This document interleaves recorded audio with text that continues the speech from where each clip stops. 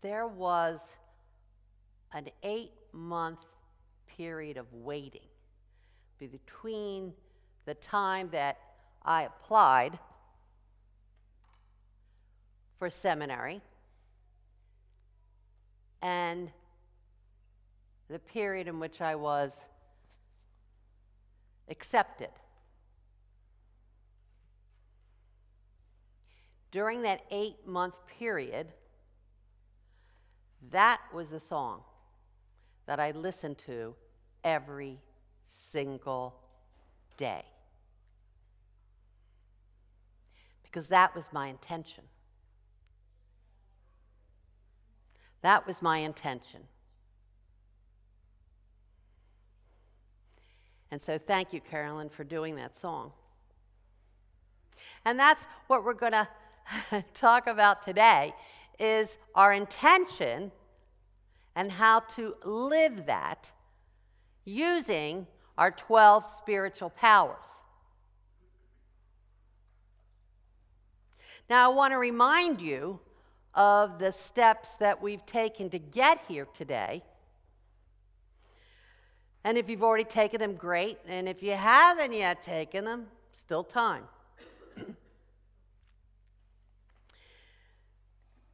So we took some time to release a thought, a belief that no longer served us. And then we decided on an intention. What would replace that thought that we released? We created space. What were you going to fill that space with? So our intention was not a resolution, but a decision, a choice about how we wish to live, or perhaps how we want to show up in 2025. So even if you released a habit such as smoking, your intention might be something like self-care, or self-compassion, or worthiness, or just love. You want to show up as love. We gave you a white stone to write that intention on, and we gave you a pencil. Because you may decide to change your intention. That's okay. It's perfectly fine. And if you did not get that white stone or pencil, they are in they're on the bench in the atrium.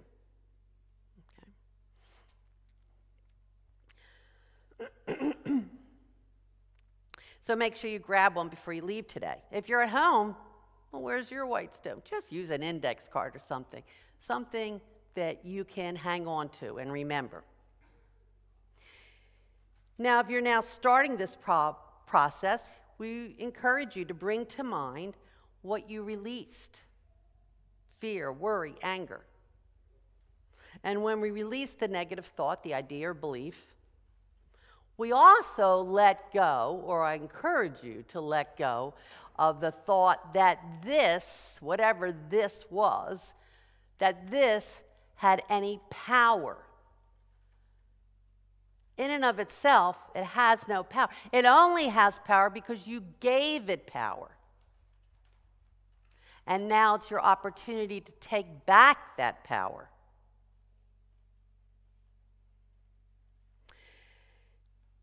Also, last week, we gave you a list of the 12 spiritual powers. And Bob, I'm going to put you to work again. Bob, if you wouldn't mind going out into the atrium, and there's a green basket with a list of the 12 powers along with a magnet. Okay. So we have a list of our 12 powers, and our annual theme, which is Dancing with Divine Powers, is on a magnet. And it's, after that, it has a colon, and it says, I am, and then a blank line. So we encouraged you to look at the list of 12 powers and see which 1, 2, 3, not all 12, 1, 2, 3, that you might want to write in there. Now, if you did not get that list, you're going to need it today.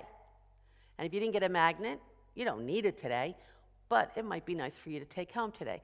So Bob has them. All you have to do is raise your hand, and here and over there too. And Bob will get them to you, okay? So if you raised your hand, please remember to keep your hand up, or do it when he's looking around to see if there's anyone else. So today and next Sunday, we are going to explore those powers, especially how to combine powers. So you will truly know that you have all that you need right where you are, right within. So what are these 12 spiritual powers, and how can we live them? When he's done over here, I'll make sure he comes back over here too, you two and anyone else, okay? So you can put your hand down. You can put your hand down. There you go. Relax. I'll make sure you get it. So Sue, and there we go. He's got them. All right.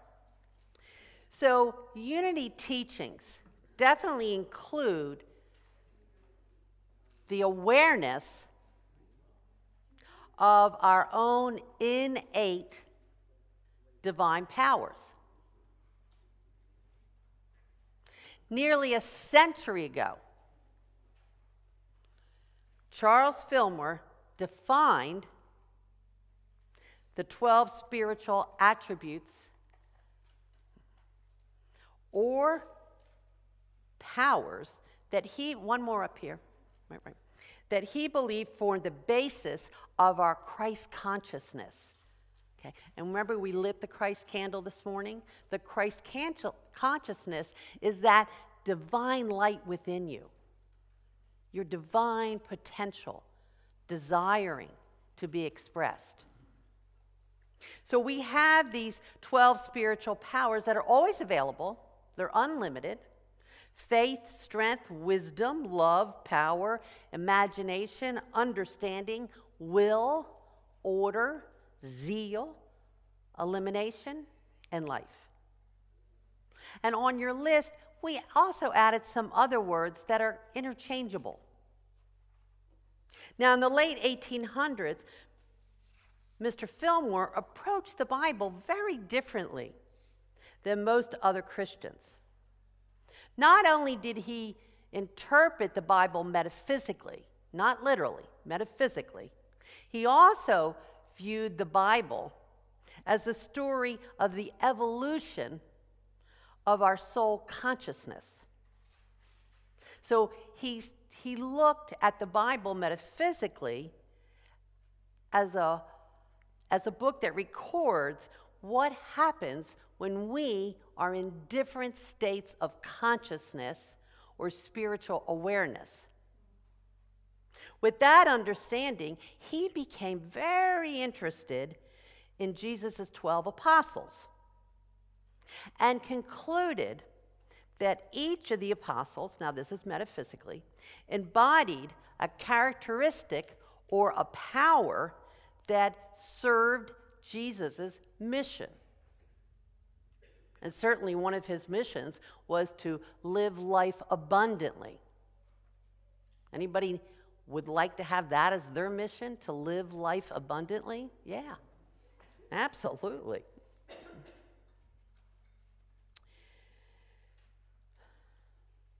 And while for some people this seems like where did that happen? How did he decide this?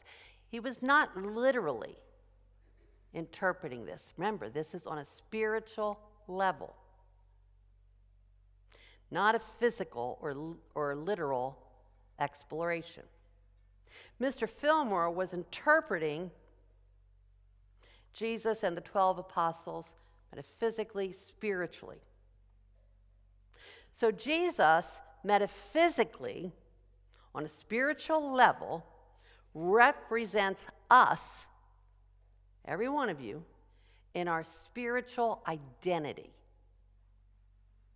Each apostle represents a spiritual power or attribute of God that certainly resided in Jesus, and so it also resides in you and all people.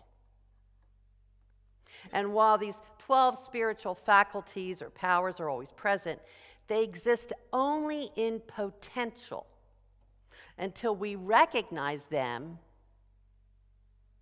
as part of ourselves. I like to say as part of our very DNA. And throughout our life, we certainly have spent time using these 12 powers, but only in the physical realm, right? We learned that you should put your faith in your government. You should put your faith in your boss, that he's going to pay you, he or she's going to pay you every week, month. We should put our faith in perhaps your spouse or your partner. Okay. We certainly put our faith in gravity.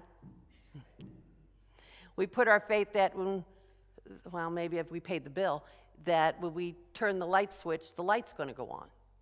I, for one, have no idea how that happens, but I have faith that it will. Okay. And yet, we're talking about a different type of faith, aren't we?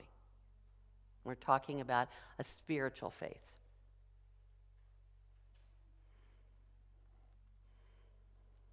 And so just as Jesus called the 12 apostles to work with him in his ministry, so your inner Christ can also call the 12 to serve you or to work with you in expressing your divine powers or expressing a life where you show up as the very expression of God, where you shine your light in the world.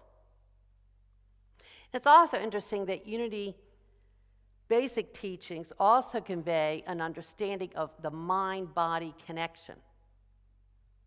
Now remember, this is late 1800s, early 1900s. Okay. Mr. Fillmore not only associated each power to an apostle, he also associated that power with an area of the body. Now that is not on your list, but in the newsletter it will be. Central to the process of personal transformation or transcendence is an understanding that one's thoughts, beliefs, and feelings had a corresponding effect in the physical body.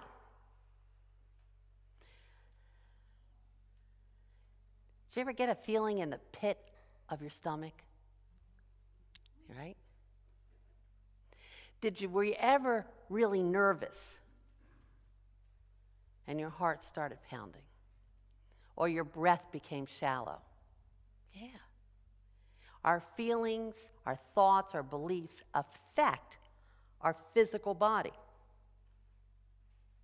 And nowadays, it's fairly common to hear those discussions about this mind-body-spirit connection.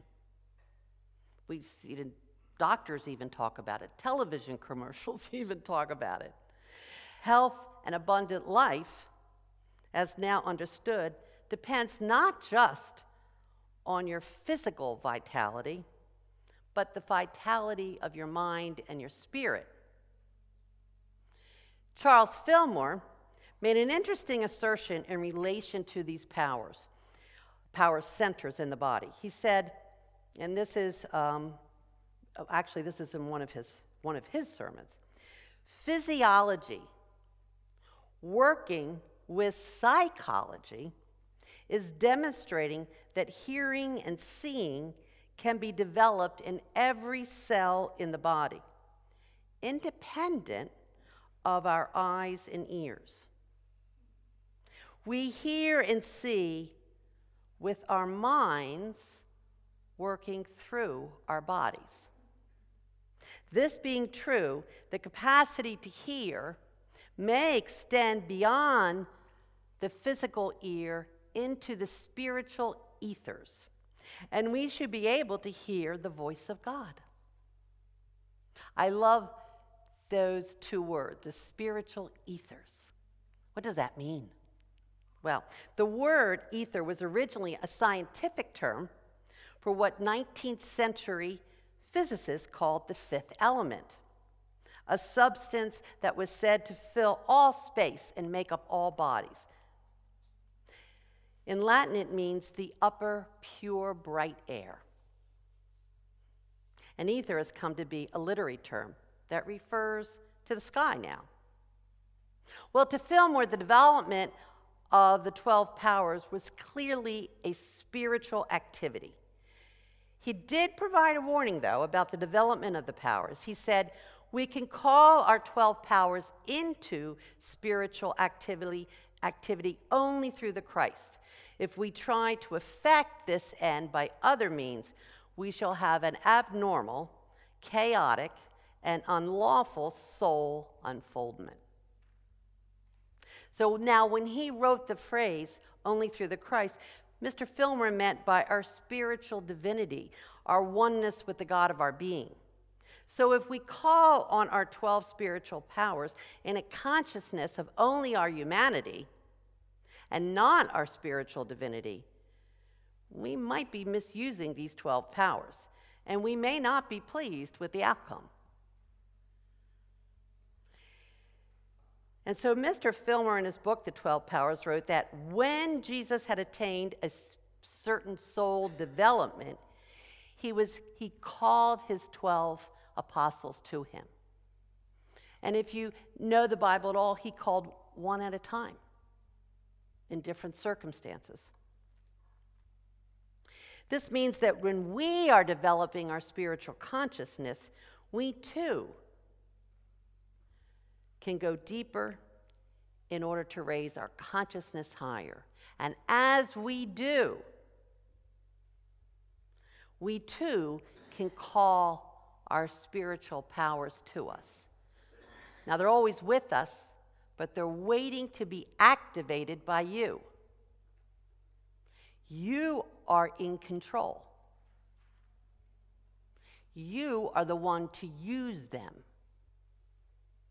to bring them into being, into expression. So I like to think that my 12 spiritual powers are just waiting for one little word. One little word from me, and they're going to come racing into me, into my consciousness. They are ever vigilant. And guess what? They don't require much to jump into action. You know, because I know you've heard me say this many, many times, everything begins within. And so that's also true with our spiritual powers. Your 2025 intention can come into expression, can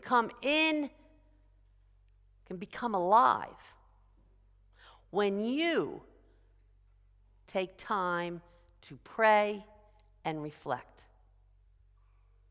Or as Lois might say, go within. When you take the time to sit in the silence and consciously call them into action. They're there to be used by you. Now, although Mr. Fillmore often saw these 12 powers as a team, they all work together, there's nothing wrong with focusing on 1, 2, or 3 and to use them. And as you grow in consciousness and awareness, you can add more and more, or you can switch them around. Now, in a minute, I'm going to come down and bug you. I'm going to come down because I want to talk about some combinations of your divine powers. But even before I do that, we need to hear this advice from Mr. Fillmore. And that is that the spiritual power of love should never be left out. We're going to talk about that, okay? So when we think about, do I need all these papers? No, here we go. When we think about the spiritual power of love, it is very different than the romantic love that we might see in the movies or on greeting cards, right? It's not that personal type of love. In fact, Mr. Fillmore calls it an impersonal love. It doesn't care. It just loves. Okay. And it doesn't even care if what it loves it back. It loves for the sake of loving. It is divine love. It is, we often say God is love. God is not loving. God is love. And so you too can be love. So there's a very famous quote that I know you've heard before. Love is the pure essence of being that binds together the whole human family. Of all the attributes of God, love is undoubtedly the most beautiful. In divine mind and in you, love is the power that joins and binds in divine harmony the universe and everything in it. It is the great harmonizing principle. So, Mr. Fillmore advises us to always include that. Whenever we're thinking, boy, this is a great intention, what spiritual powers do I want to bring in? To perhaps, I mean, you could say, I don't agree, but perhaps to always include the spiritual power of love. So I want you to think about your best friend. This has nothing to do with you. I want you to think about your best friend. What would you like them to have as their 2025 intention? Because aren't we all so much better, find it so much easier to tell someone else, you know what your intention should be, than to think about what my intention is. So go there for right now. Okay. So someone call out an intention that you might like your best friend to have.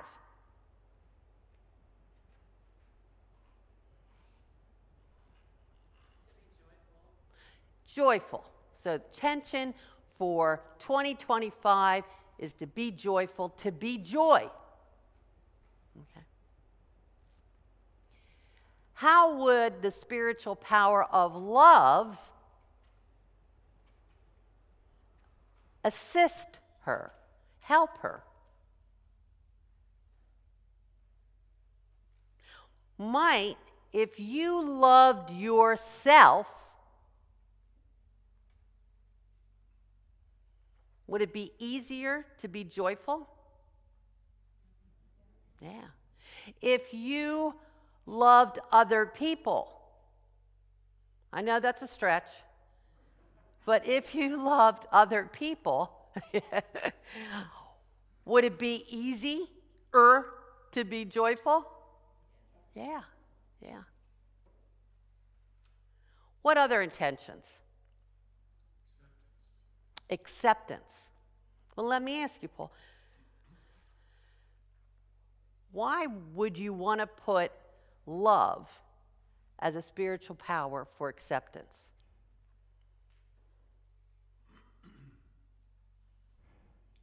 Maybe I didn't understand. You did. You did. Because acceptance can be self-acceptance, right? It can also be acceptance of what is, right? We often say that, well, it's just what is, right? If it's self-acceptance, well, certainly, love. Yeah. I was thinking about the acceptance of my friend, of me. Oh, okay. All right. So acceptance of others. Okay. So, and that goes to acceptance of what is, too, right? Yeah. Because you all know You can't change anybody, right? Anybody under illusion that you can change somebody? Okay, we all learned that the hard way, didn't we? Yeah. Deborah's still trying to change me. Does it?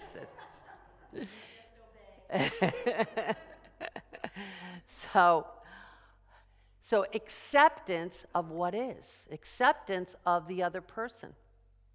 Okay. Love is a harmonizing principle, right? Love brings all things together, binds and harmonizes. You want to be in harmony with your friend. You want your friend to be in harmony with everything else. Love certainly does that. Thank you. Thank you for playing along. Anyone else have an intention for your best friend? Yes. Speak up. Comfort. Yeah. Peace. Comfort. That certainly might be a popular one in 2025. I want to live peacefully. I want to be comforted. I want to feel that. Or I want to be a comfort, right, to somebody else. Again, can we all see how love can play a part in that? That we call love to that intention. And that intention then is bolstered, is stronger because of the spiritual power of love. So there is, I was thinking, is there an intention, a positive intention, there's some negative intentions, but a positive intention that could not benefit from love? Yeah, I can't think of one. Anybody? I've been trying, because I thought, well, peace was one, courage. I could see how love could help. Courage. Worthiness, that's back to that acceptance. How about health? We just talked about mind, body, spirit connection. Yeah, wholeness. So as you're this week, yeah, you have homework this week. I know, homework. Oh, this week. I want you to look at that list and really think about the spiritual power that would assist your intention. Okay? And give some thought to more than one. Okay, well, now I know love. All right, I'm done. Go a little deeper and look at the list and see if there's another one that might go along with it. And if you're really brave, pick a third one. Okay? Because next week, what I want to do is really go spend some time looking at intentions and talking about different combinations. Okay? I'll give a prize to anyone who can come up with, and not you, Deborah, anyone who can come up with the power that most often should be put in combination with love. Okay. And it depends what you have in mind, what your intention is. But there's some times when love needs another one, another spiritual power, or it gets a little wonky. Okay? That's all the hints you're getting. Okay? So next week, we're going to delve into that in a lot of detail. So it's going to be very participatory. So please come and play along with me. Okay? We're going to discuss how to put these together. And that will require that this week you take some time to be still and reflect on your intention and on the spiritual powers. If you're interested in knowing what apostle goes with what power, what area of the body is connected to that power, then that will be in our Friday newsletter. Okay. If for some reason you don't see it, you don't get it, email me. I'll send it directly to you. Okay. And so by doing this, now in January, you will be so kind to yourself, because in May,